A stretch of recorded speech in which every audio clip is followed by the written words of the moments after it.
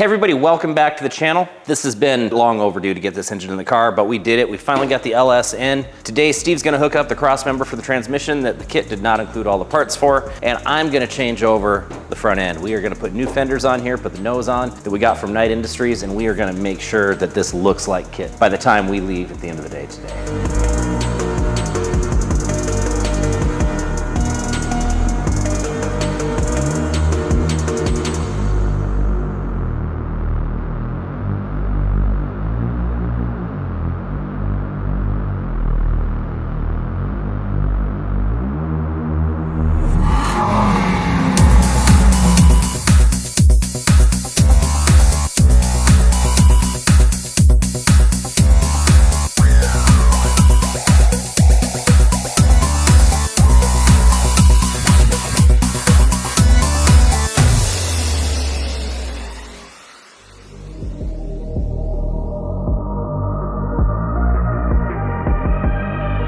All right, so as Steve puts the transmission mount together that we got from Holley, this is modified just for the F-body cars. If you are using a 4L60E, pay attention to this because they don't tell you. The kit does not come with the torque arm bushing. You have to get Ultra Energy or Energy Suspension part number 3.1111R torque arm bushing. If not, you can't put the kit in. Luckily, O'Reilly Auto Parts stocks this in all their warehouses, so it's really easy. Keep track of that number and you can get it from them. That way you don't ruin your day like I did last weekend, putting this thing in and then having to come to a dead stop because we didn't have this.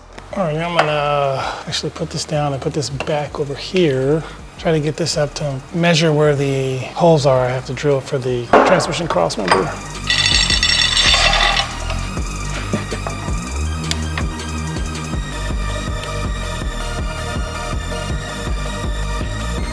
What you're seeing right now is the aftermarket cross member that Holley offers as part of the installation kit for the LS swap into the F-body. This bracket is absolute necessity or you will never get this transmission to mount properly unless you hack and cut and weld something up at home to make it work, which I've done that before. I mean, my Corvette's that way. It works, it's just not that pretty. All right.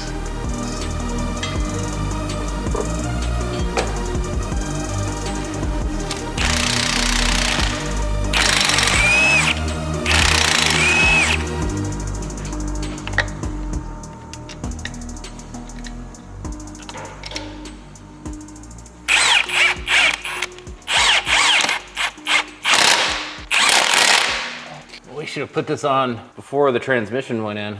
They gave us this energy suspension pre-lube. They should have given us some Astroglide because that's the only way this thing's getting on there. I was not good at my neck or back, but the bushing's on. I just had to run home and grab some Astroglide.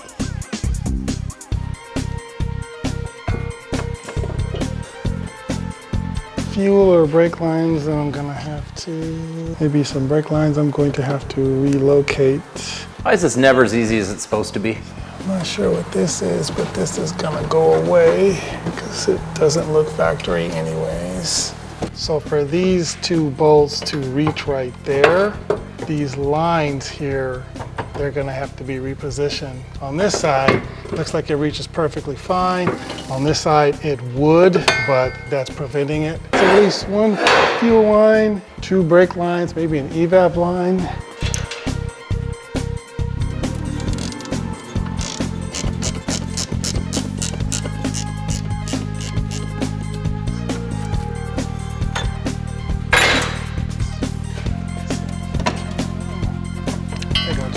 Bolts in.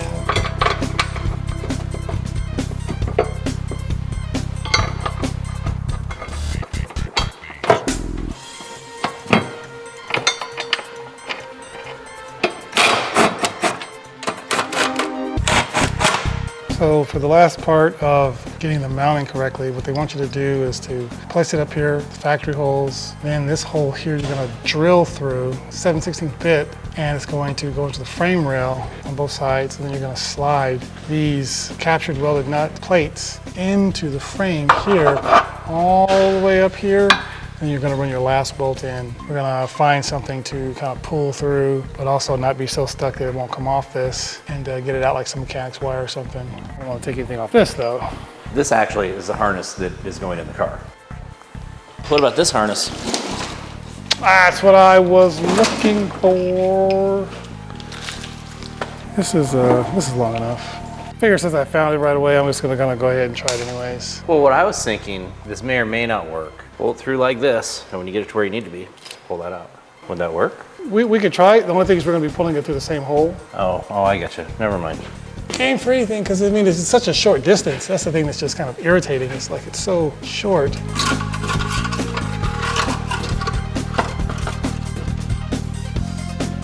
You can push it through? No, I would like to, but there are, I don't know if the mechanics wire is going to be strong enough. I would like to do that. It may not be so, I got to take it off. What it'll be is it'll actually be easier to take it off because there's an extra blind hole that I can kind of use for leverage. So it's not as bad as I thought it was. Okay, let's see. Let's see. I was thinking of pushing it from the other side.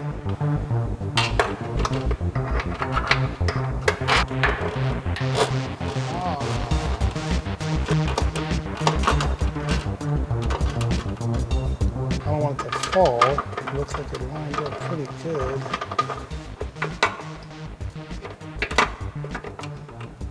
Or for that one. Now let's see this one over here.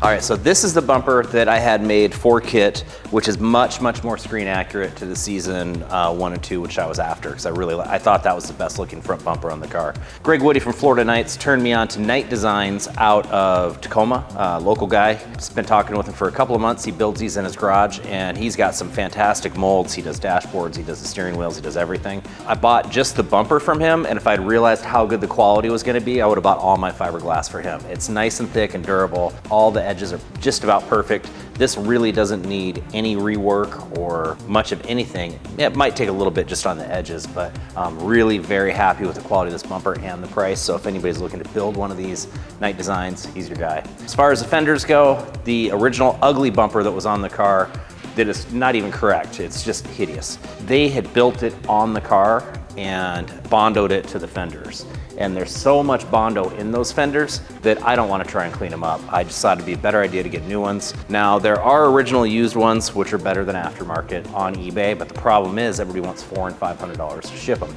I got on carparts.com, which is the old JC Whitney, and I found these fenders. I think they were like $169 a piece or $179 a piece, and then it was just $150 for shipping. So I'm anxious to see the quality on these. I imagine they're pretty good because they're made in Taiwan. All the good stuff's made in Taiwan. We'll see how they look when they're on.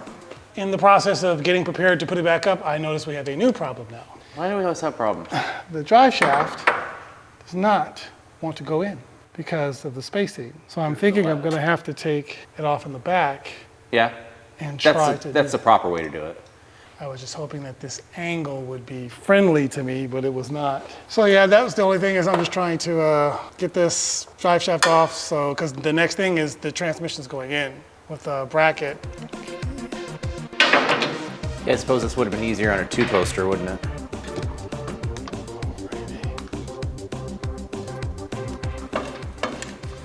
Oh, same splines? Seems like it. Nice.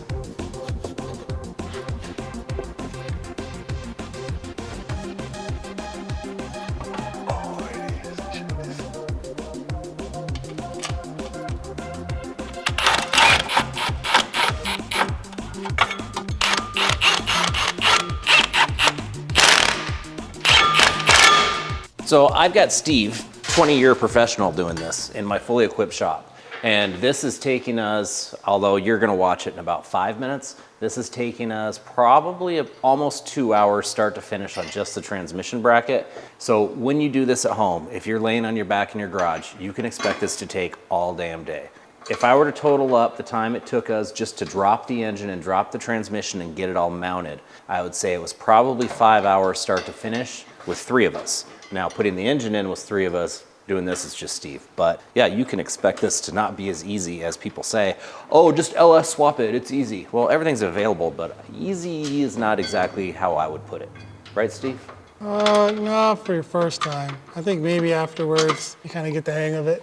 But first time, just a little different, that's all.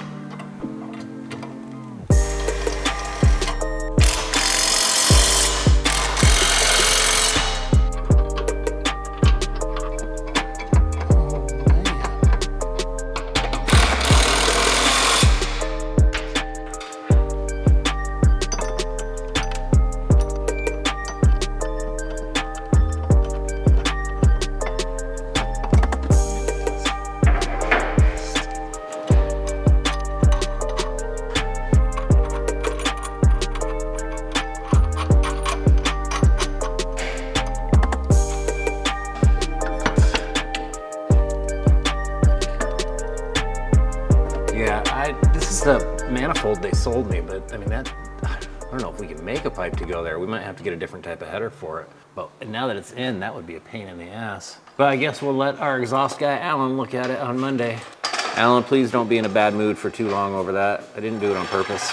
Well, I kind of did it on purpose, but I didn't.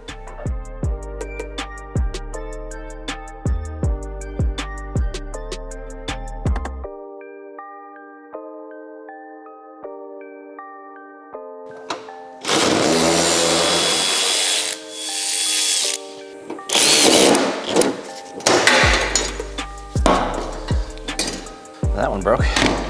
When I do fenders, I always start on the bottom, but before I even touch it, I look at the new fender and I find out where all the holes are. That way, if there's any hidden, secret, missing nuts and bolts, we can find them and be done with them. This one's pretty straightforward. One thing I like about the General Motors is, like on Mustangs, they put a notch here and you gotta open the door and get in there and try and get that bolt out. You don't have to do that on these, which makes it a lot nicer and easier to align. But start with the bottom. That way, when you take your top bolts off, you're not fighting, your fender liner trying to hold it, and it's just easier to start this way, for me, anyhow.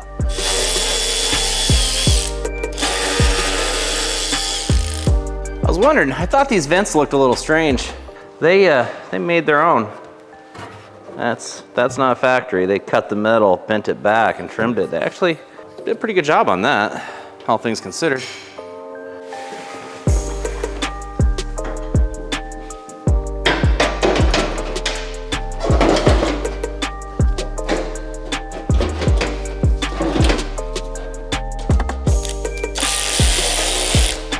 Getting the old fender off is the easy part, and although putting the new one on is not difficult, getting the alignment just right is, because you don't want to have big ugly door gaps like I'm starting out with right here. So it takes a lot of massaging, a lot of aligning. Now, we already had the hood off this car, the front end's already off, so it's gonna be more difficult for me to get everything squared up to put back together. So likely what you'll see today is just gonna be a mock fit. If any of my lines or panel gaps are off, I will be going back over that and adjusting them to make them just right.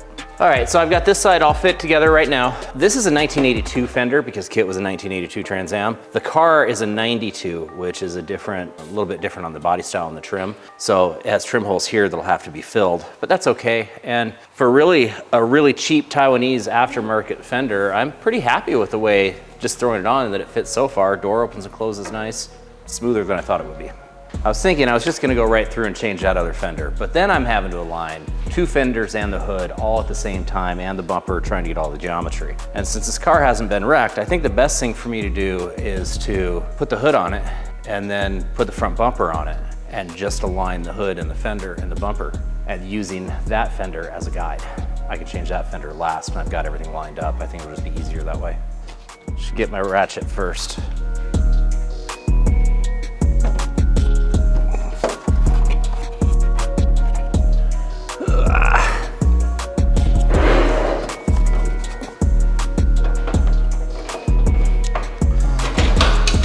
Oh, I got one stuck in here.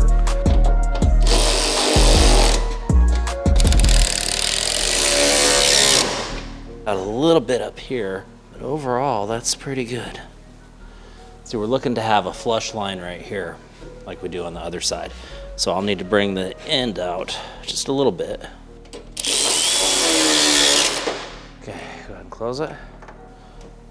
There, now we've got a pretty good line all the way across. So we're gonna mount this. We're gonna put the bolts this direction, kind of feed it on the car that way. That'll work out just fine. And you have washers for both sides, right? Yep. Okay.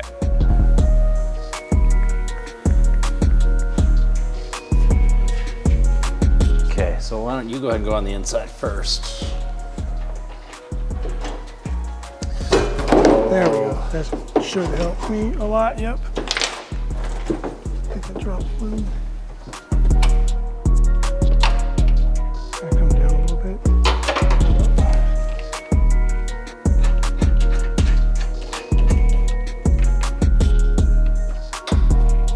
Well, we've got the nose on. It's just mock fit right now because again, I still have to change that fender and line everything up.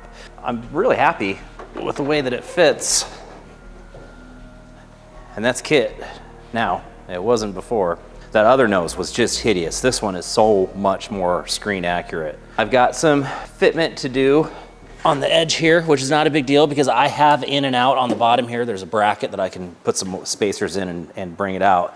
This will line up really well on this fender. I'm gonna have to put some spacers down to the bottom one too to bring the bottom of the fender out. But overall, these cheap Korean Taiwanese fenders, I'm really happy with. So that's gonna be all we're doing on K.I.T.T today, with the exception of after we quit filming, Steve's gonna keep working on the wiring because I know how much you guys love watching Steve do wiring.